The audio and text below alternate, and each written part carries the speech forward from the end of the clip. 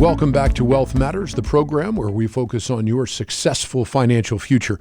I'm your host, Larry Sands. We welcome back to the program today Wealth Matters contributor Jim Hickmon, partner at the Charlotte, North Carolina law firm of Hickmon and Perrin. Mr. Hickmon is a board-certified specialist in estate planning and probate law and is the vice chairman of the Committee of Uniform Laws for Trusts and Estates for the American Bar Association.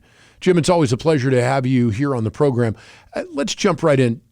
Tonight, I want to ask you about the CARES Act, which Congress passed and the president signed into law as a result of the pandemic. First, what exactly is the CARES Act? The CARES Act was an economic stimulation bill and law engaged by Congress and signed by the president in March.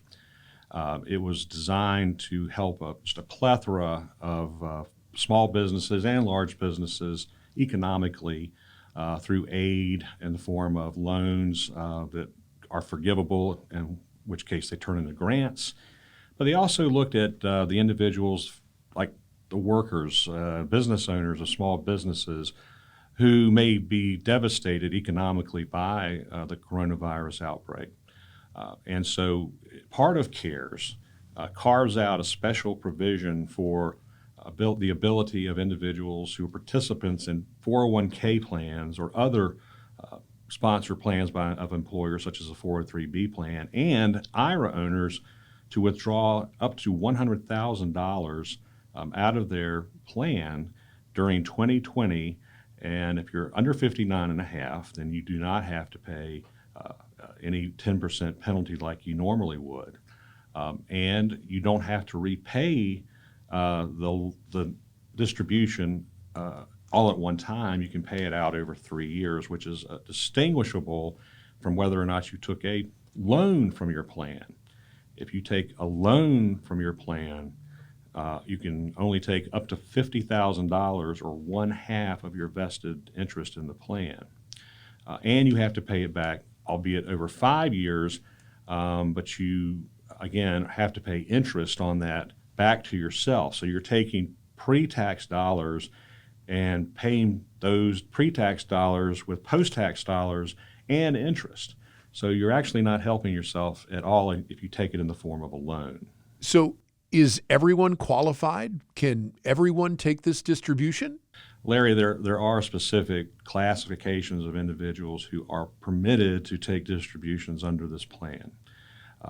If you are or have been diagnosed with COVID-19, your spouse has been diagnosed with COVID-19, you are experiencing a layoff or a reduction in hours, which has hurt you financially as a result of COVID-19, and if you have a business, small business that has required you to suffer, COVID has required you to suffer financially, then you can also take it. So it's really a broad spectrum of folks. Healthcare workers, for example, are also eligible to take one of the distributions because obviously they're at high risk. But essentially, I would say that most people would fall into that category. There is one broader category, which is if you had any type of economic hardship or loss of financial well-being as a result of being quarantined, which you may recall we all were, and in fact are still being asked to quarantine. So I think the class of individuals capable of taking a distribution is pretty broad.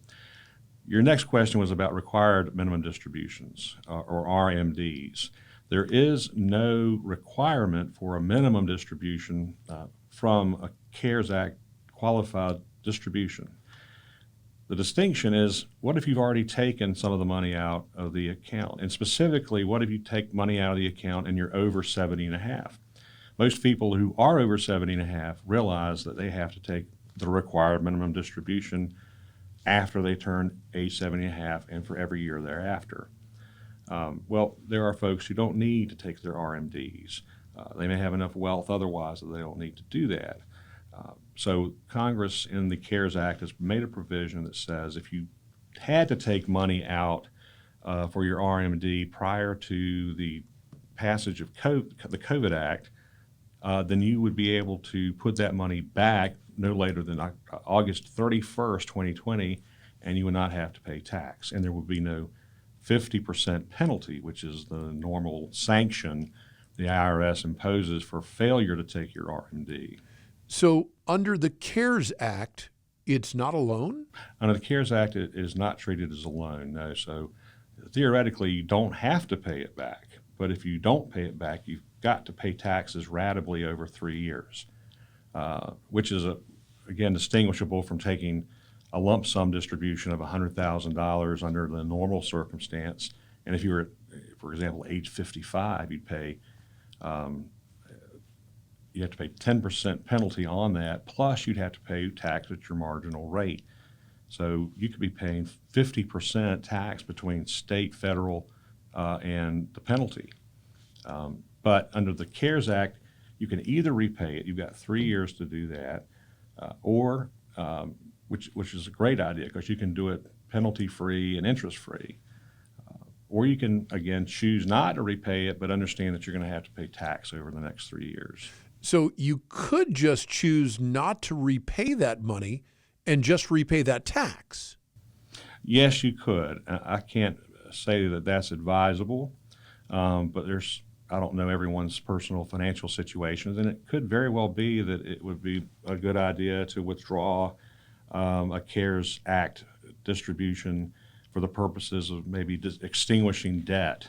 The debt load could be kind of crushing the family financially because the cash flow has been cut as a result of the COVID epidemic, loss of a job, reduction in hours, and so forth.